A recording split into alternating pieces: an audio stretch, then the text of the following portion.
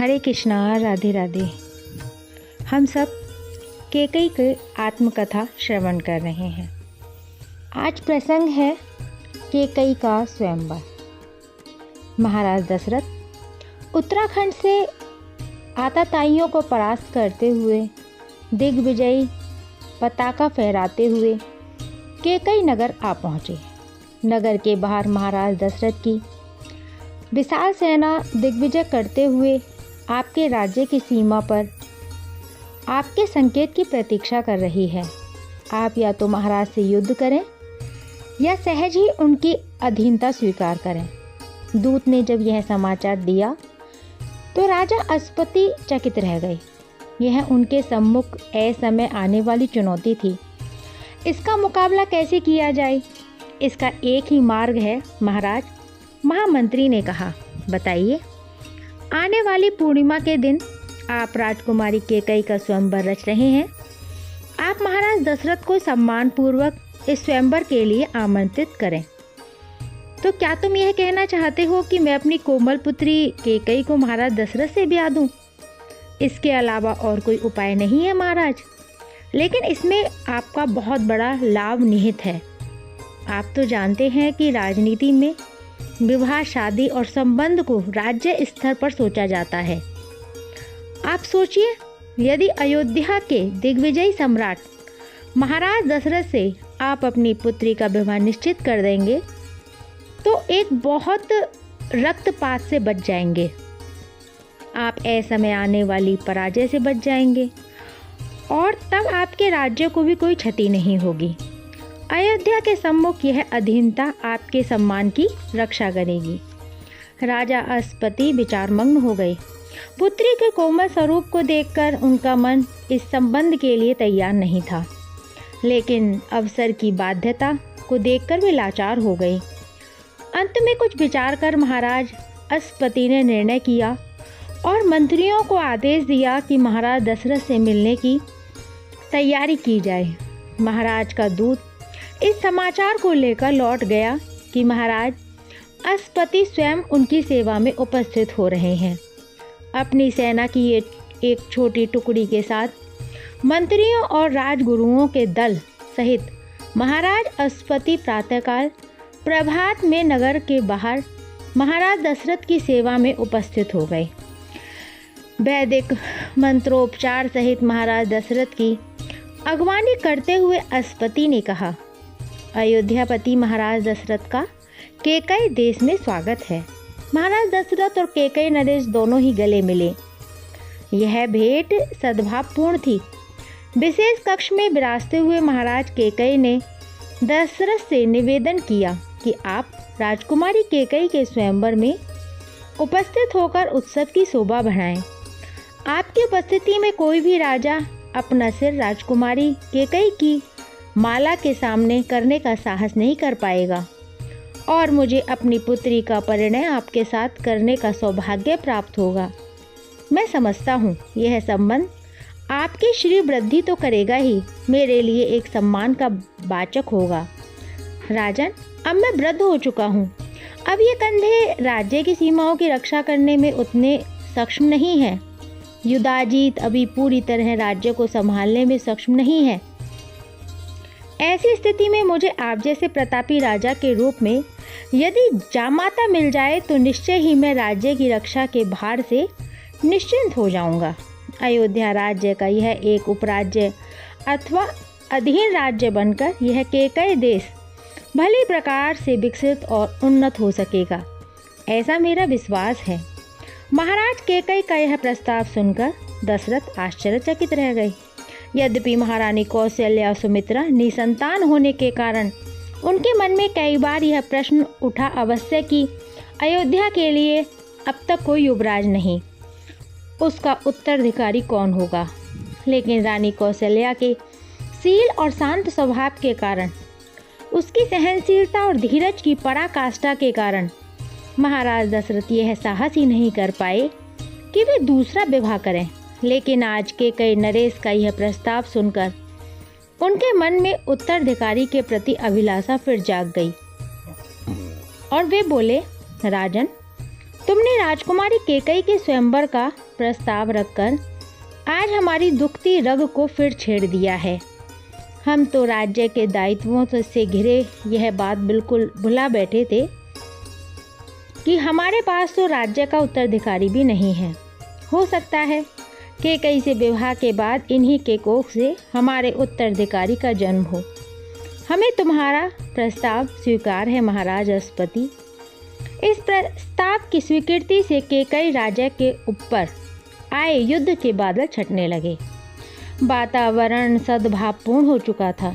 अब साहस करके महाराज अश्वपति ने कहा, राजन, अब यदि आपकी आज्ञा हो तो आप यहाँ शिविर से चलें और हमारे राज्य की अतिथिशाला में विश्राम करें और हमें यह गौरव प्रदान करें कि हम दिग्विजयी महाराज दशरथ की सेवा में कुछ अर्घ्यपात समर्पित कर सकें। महाराज दशरथ अपनी विशाल सेना सहित नगर में प्रविष्ट हुए। राय की राजधानी की शोभा देखकर दशरथ चकित रह गए। पूर्व दिशा का उगा हुआ सूर्य अपनी मोहित करने वाले लालिमा के साथ सुनहरी किरणें बिखेर रहा था। ऐसा लग रहा था कि जैसे चारों ओर स्वर्ण बरस रहा हो। आगे आगे ब्राह्मण समूह बिरुदावली गाता हुआ चल रहा था। मार्ग में पुष्प बिखेरती परिचारिकाएं और पलकें बिछाए नगरवासी राजाधिराज दशरथ के स्वागत के लिए उपस्थित थे। महाराज दशरथ ने यह सब देखकर अश्वपति से कहा, आपने हमारे स्वागत के लिए यह सब तैयारियां पहले से कर रखी थीं। दशरथ की प्रशंसा में अश्वपति ने कहा, महाराज, जब आकाश में सूर्य उदय होता है तो पक्षियों को उसके आगमन की सूचना पहले प्रस्फुटन से ही मिल जाती है और वे चहचहाना शुरू कर देते हैं। चारों ओर पक्षियों का कलरव नगरवासियों को बता देता है कि सूर्य उदय हो रहा है। उत्तर में हिमालय का श्वेत प्रांगण बर्फीली चोटियों पर प्रकाश की परावर्तित किरणें वातावरण को स्वर्णिम बना रही थीं। उस शीतल बर्फीली हवा की मध्यम लहरियों के बीच दशरथ का उत्तरीय हिल रहा था, जो उनके हृदय में धीरे धीरे केकई के प्रति एक पूर्व राग की तरह महक पैदा कर रहा था। दशरथ धीरे धीरे आगे बढ़ रहे थे। इस स्वागत समारोह के बाद ये अपने कक्ष में विश्राम करने के लिए पहुँचे। सैनिकों के लिए बड़े बड़े बाड़े और स्थायी शिविर बना दिए गए। पलक झपकते ही राज्य परकोटे का यह क्षेत्र एक अच्छी खासी छावनी बन गया। घोड़े और हाथियों का शोर, दैनिक कार्यों में रत सैनिकों की हलचल, पूरा नगर एकाएक गतिमान हो गया और ये समाचार हवा की तरह घर घर में फैल गया कि राजकुमारी केकई से विवाह करने के लिए महाराज दशरथ पधारे हैं।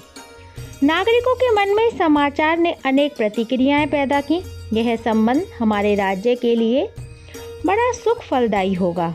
राजकुमारी केकई महाराज के साथ विवाहित होकर अयोध्या की महारानी बन जाएंगी। राजकुमारी के तो भाग्य उदय हो गए, लेकिन इतनी सुंदर राजकुमारी और महाराज दशरथ तो वृद्ध हैं, जोड़ी कुछ जमी नहीं। अवश्य ही महाराज अश्वपति ने ये महंगी संधि की है, तो क्या राज्य को युद्ध में झोंक देते? देख नहीं रहे महाराज दशरथ की विराट सेना? हमारे महाराज अश्वपति भी तो बूढ़े हो गए हैं और राजकुमार अभी पूरी तरह राज्य संभालने में सक्षम नहीं है। कुछ भी हो, राजकुमारी केकई का बूढ़े के साथ विवाह रुचिकर नहीं लगेगा। तुम रुचि की बात करते हो? किसी छोटे मोटे राज्य की रानी बनने से बेहतर है अयोध्या की पटरानी बनना। तुम्हें नहीं मालूम? पटरानी तो महारानी कौशल्या हैं, इससे कोई अंतर नहीं पड़ता। हमारी राजकुमारी रूप और यौवन में अद्वितीय है, देव अप्सरा के समान है, युद्ध नीति में कुशल है। वे महाराज दशरथ का दायां हाथ बनकर रहेंगी और ये लाभ भी है कि अब केकई देश पर सरलता से कोई आक्रमण भी नहीं करेगा। अरे यही तो सबसे बड़ा कारण है इस विवाह में। अगर महाराज अश्वपति अपनी कन्या के विवाह का प्रस्ताव महाराज दशरथ से नहीं करते तो महाराज अश्वपति को इतनी बड़ी सेना के साथ युद्ध करना पड़ता, फिर भी तो पराजय होती। यह तो महाराज अश्वपति ने बड़ी बुद्धिमानी का कार्य किया है। राज्य भी बच गया और पराजय भी। वैसे राजा दशरथ भी तो महाप्रतापी राजा हैं और क्षत्रिय हैं। और हाँ, हमारी राजकुमारी का पुत्र ही तो अयोध्या की गद्दी का भावी सम्राट होगा, क्योंकि अभी तक महाराज संतान विहीन है। कुछ भी कहो, यह संबंध बहुत मौके का बड़ा सुंदर हुआ है। निश्चय ही इससे दोनों ही राज्य उन्नति करेंगे। इधर प्रजा में इस संबंध के औचित्य और अनौचित्य के विषय में इस प्रकार चर्चा चल ही रही थी, तो दूसरी ओर अंतपुर में राजकुमारी कैकेयी को घेरे सखियां उनसे हंसी ठिठोली कर रही थीं। अभी तक तो राजकुमारी का विवाह स्वयंवर से ही निश्चित था, लेकिन महाराज दशरथ के आ जाने पर यह स्वयंवर लगभग एक तरफा हो गया था, क्योंकि महाराज दशरथ के सम्मुख कोई भी राजा अयोध्या की राज्य शक्ति को चुनौती देने की क्षमता नहीं रखता था। यह कैकेयी भी जानती थी, इसलिए उसने इसी को अपनी नियति स्वीकार किया। वह कर भी क्या सकती थी। पिता के आदेश के सामने उसे नतमस्तक होना ही था, और राजा अश्वपति तो उसके प्रिय पिता थे, जिन्होंने उसके लालन पालन में कभी कोई कमी नहीं आने दी। उन्होंने कैकेयी को पुत्र की तरह ही पाला और सारी सुविधाएं दी। महाराज दशरथ से विदा लेकर जब अश्वपति राजकुमारी कैकेयी के कक्ष में आए, उससे पहले कैकेयी को उड़ता उड़ता यह समाचार मिल चुका था कि पिता ने अयोध्या के महाराज दशरथ के साथ उसका विवाह लगभग तय कर दिया है। ये प्रसंग यहीं विराम लेता है। हरे कृष्णा, राधे राधे।